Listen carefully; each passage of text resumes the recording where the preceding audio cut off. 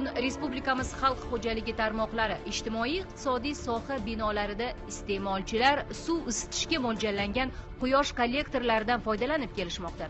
Ahamiyatli jihati shundaki, mazkur jihozning asosiy ehtiyot qismlari, butlovchi buyumlari mahalliy korxonalarda ishlab chiqarilyapti va shu bois uning tannarxi arzon hamda sifati yuqori. 2013-yili yuqori texnologik mahsulotlarni ishlab chiqarishga kirishgan Quyosh issiqlik energiyasi O'zbekiston-Xitoy qo'shma korxonasi quyosh suv isitgichilarini ishlab chiqarish, realizatsiya qilish va o'rnatib berish bilan shug'ullanib kelmoqda. Jizzax erkin iqtisodiy zonasida joylashgan mazkur ishlab chiqarish zavodi nafaqat O'zbekistonda, balki Markaziy Osiyoda yagona hisoblanadi. Korxonada xorijning zamonaviy texnologiyasi o'rnatilgan bo'lib, u ish tizimining aniq, tez va oson kechishini ta'minlaydi va ishlab chiqarilgan mahsulotiga 15 yil kafolat beradi. Bundan tashqari, uskuna uchun 3 yillik servis xizmati ham taklif etiladi. Ayni paytda bu yerda 50 ta ishchi o'rni yaratilgan bo'lib, xodimlar 3 bosqichda to'xtovsiz mehnat qilib kelmoqda. Ular uchun ham qulay shart-sharoitlar yaratilgan. Bizning korxonamizda har xil tipdagi baklar ishlab chiqariladi. Eng kichkina hajmli bakimiz bu 150 litrli bo'lsa, eng katta hajmdagi bakimiz 300 litrli bak hisoblanadi. Bu quyosh kollektorlari quyosh energiyasini o'zida saqlagan holda suvni isitib beradi. Har bitta foydalanuvchi bizning kollektorni sotib olgandan so'ng o'zlari mustaqil, o'zlari uchun issiq suvni ishlab chiqaradi. 2017-yil may oyida prezidentimizning qaroriga binoan dastlab faqatgina poytaxtimiz Toshkent shahrida, undan keyin viloyatlarda bu tizimni o'rnatish yanada takomillashtiriladi va biz shunga binoan yangi modellarni ishlab chiqarishni yo'lga qo'ymoqchimiz bu yilda. Bu faqatgina suvni isitib berishdan tashqari, uy isitish tizimi uchun ham ishlab chiqarishni boshlaymiz. Toshkent shahridagi mana bu korxonada quyosh kollektorlarining tirgak tayanch qismi ishlab chiqarilmoqda. Zamonaviy texnologiyalar bilan jihozlangan korxona yaqin vaqt ichida yangi turdagi mahsulotlar ishlab chiqarishga kirishadi. Bu mahsulotimiz 10 ta 15 ta butlovchi qismlardan iborat. Bularning hammasining xomashyosi O'zbekiston metallurgiya kombinati va Toshkent turba zavodidan olyapmiz. Hozirgi kunda seximizda 20 taga yaqin ishchi xodimlar ishlab kelmoqda. Yaqin kelajakda ishchi xodimlarni 60 taga yetkazishni, yangi turdagi quyosh kollektorlarini ishlab chiqarmoqchimiz. Xitoydan olib kelingan 10 ta zamonaviy uskunalar bor. Yana agar 5 dan qo'shadigan bo'lsak, qo'shimcha yana 5 ta turdagi quyoshli kollektorlarni ishlab chiqarishimiz mumkin. Bugungi kunda korxona ko'plab tashkilotlarning bino va inshootlariga quyosh kollektorlarini o'rnatib berdi. Bundan tashqari, xususiy uy-joylarda, dala hovlilarda, xizmat ko'rsatish majmualarida ham iste'molchilar bu beminnat vosita imkoniyatidan foydalanishmoqda. Endilikda korxona shaharlik iste'molchilarga, jismoniy shaxslar va tashkilotlarga an'anaviy suv isitish tizimlari o'rniga gelio sistemalarni almashtirishni taklif qilmoqda. Issiqlik kollektorini o'rnatganimizga 2 yil bo'ldi. O'rnatganimizdan beri hech qanaqa muammolar bo'lgani yo'q. Oshxonamizda har doim issiq suv uzilmayapti va oilaviy byudjetimizga ham juda ham katta foydasi tegyapti. Bunday jihozlardan respublikamizning barcha mintaqalari singari poytaxtimiz Toshkent shahridagi ko'plab mijozlar ham foydalanmoqda.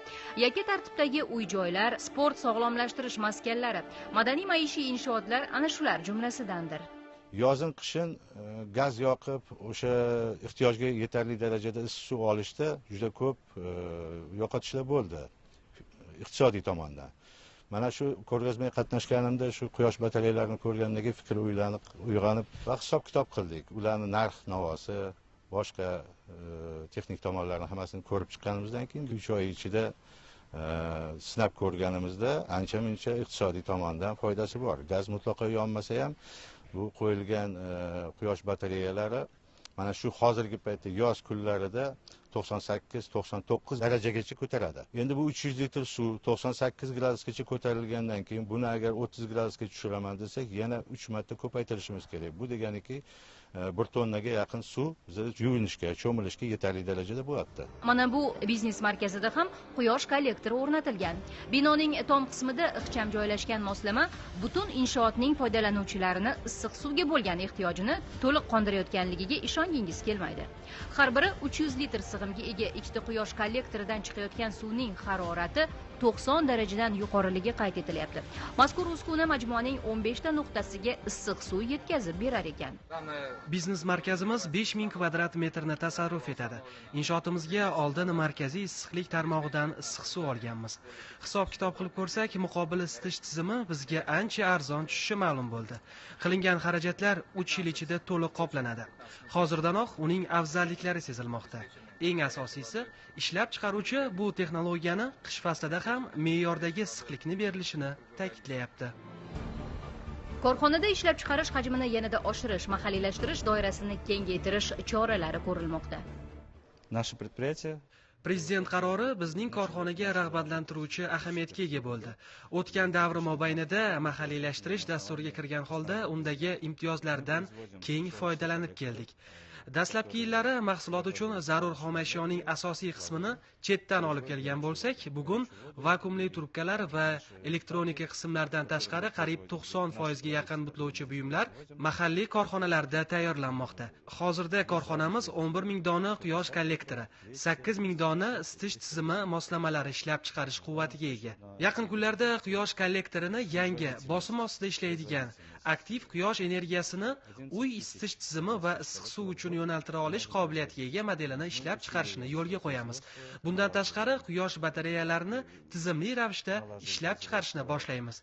Prezident qarori asosida berilgan imtiyoz, yaratilgan imkoniyatdan foydalanib, iqtisod qilingan mablag'ni yangi texnologiyalar keltirishga, ish o'rinlari yaratishga yo'naltiramiz. Bugun issiq suvga me'yor bo'yicha to'lovni amalga oshiruvchi iste'molchilar bir kishi uchun oyiga o'rta hisobda 15 000 so'm to'laydi. Quyidagi misol orqali masala mohiyatiga nazar tashlaymiz.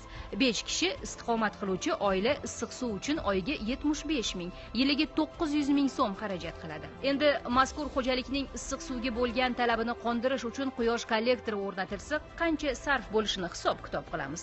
Mutaxassislarning qayd etishlaricha, ushbu xonadonning issiq suvga bo'lgan ehtiyojini to'liq qondirishga barcha zarur vositalar bilan jihozlangan va 150 litr hajmga ega bo'lgan maxsus suv idishiga ega quyosh kollektori yetarli bo'ladi. Ushbu texnologiyaning o'rtacha bahosi 3 600 000 so'mni tashkil etadi. Ko'rinib turibdiki, iste'molchi isitish uchun ketadigan sovuq suv xarajatini chiqarganda oyiga taxminan 60 000 so'm, yiliga 720 000 so'm tejaydi. Shunda 4 yil ichida quyosh kollektoriga ketgan sarf xarajat o'zini to'liq qoplaydi. Bunday kollektorlarga ishlab chiqaruvchi 15 yil kafolat berishini inobatga oladigan bo'lsak, uning ekologik tozaligidan tashqari iqtisodiy jihatdan juda katta samarali ekan.